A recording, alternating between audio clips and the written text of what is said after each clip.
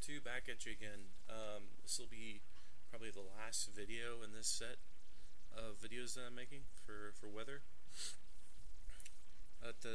We've already gone over the general tab, precipitation, climate, and shader particle geometry. The shader particles. So the next thing we'll be going over is sound and effects. Sound is pretty much how it sounds. The vanilla Skyrim starts off with rain, light, LPSD. That's like really pathetic light rain sound. You can almost barely hear it. And then thunder, distant. Alright, so what I've done for my own mod is I deleted this one for my plugin, and you go in and you go to ambient or AMB weather, and I just do a search by all, and then all these different types of weathers pop up. Nice thing about these is you can actually go in and you can preview how they sound. So, for example, let's open up light weather again, and you can play it. And light rain just doesn't match with my mod that well, because it doesn't even sound this loud in the game. But if you notice, if you can hear it, medium rain sounds pretty good, so I just switched out light for medium. And all you do to do that is just you just move it from this screen, from the object window, to the weather. And there you go. Yeah, that's pretty easy. You can have multiple different sounds on this too, so if you want it to be really rainy, you can have, you know, a medium and a heavy and extra thunder sounds if you want. But what is important is that you make sure that the weather is, or the sound is tied to the type of precipitation. So, like for example, thunder should be tied to thunder, rain should be tied to precip, and wind sounds should be tied to wind. It's like those sounds that you hear inside of tombs and stuff. It's kind of what that is. But yeah, so precipitation, there you go. And that's sounds, and you can make your own sounds, and you can make your own stuff, and there you go. Next thing is effects.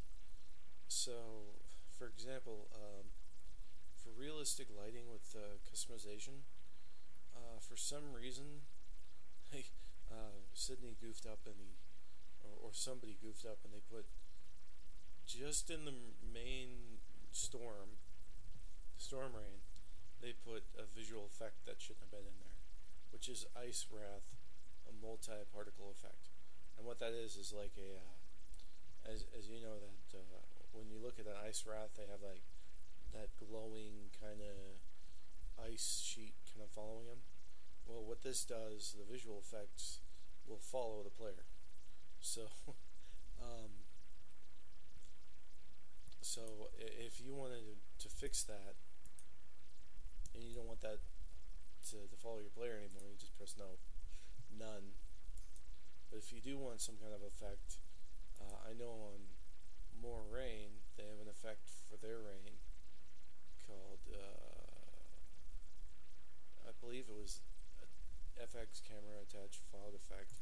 And I'm not going to go into effects that much, but what this does is it has like little fog balls pop up around the player, and it starts at about 40% of the fogs of the precipitation starting, and about halfway through it ending. It looks okay. It looks hokey to me. I don't like it that much, so I just turned it off for my own plugin, my own rain plugin. Yeah, and if if you want to make more effects for that, I'm sure there's more actual tutorials on effects, but can I show you where it is? Visual effect is right here, and let's see what you can make your own effect. I'm pretty sure that's like a DDS or so, like a texture. So look those up if you want to learn more about them. But just for this, I just wanted to show you it because you can have visual effects tied with your weather, but it'll follow the player around. So I recommend before you publish, I recommend checking it out to see if it's not too annoying, to be honest with you. Alright, and the last thing here is the sky statics right here. I wouldn't mess with them, to be honest with you. These guys right here, I wouldn't really mess with it unless you understand it. I'm pretty sure it's just layers of the weather, but I could be wrong. If somebody wants to yell at me for it, feel free. But I don't really care about it. Yeah, and that's about it for weather and how I've changed my rain mod and how that works. Oh, one other thing, just so that you see it. If you haven't seen this before, let's see here, weather. You see these little asterisks next to count, next to your weathers? Well, for example, this mod changed all these weathers, okay? What happens is if you don't change one of these, it'll go off the vanilla settings. This is kind of like a little flag, hey, this is what we're going to be changing with your mod. Now if you have another mod that changes the same things in the weather, it's the one that's in the lowest on the load order that wins. So for example, my plugins for my own rain mod that work with realistic lighting, like you put realistic lighting first and then my rain plugin. My rain plugin will take over the changes that realistic lighting already did. It'll override it. So that's important, because if you make a new weather mod and you don't take that in consideration, your weather mod will overwrite the lighting and the weather of the mod before it. And I just wanted to point that out so that people kind of get that. But yeah, just kind of just a quick overview of stuff. In general, this is for lighting. This is for lighting. This is important. This is fog. This is all little different options. That's the clouds. Precipitation, that's your rain or snow. And the fade in, fade outs for thunder and lightning and weather classification. Sound right here, this is what you actually hear as far as weather goes. And the effect, any extra effects you might have, and the sky statics, which is almost useless to most people.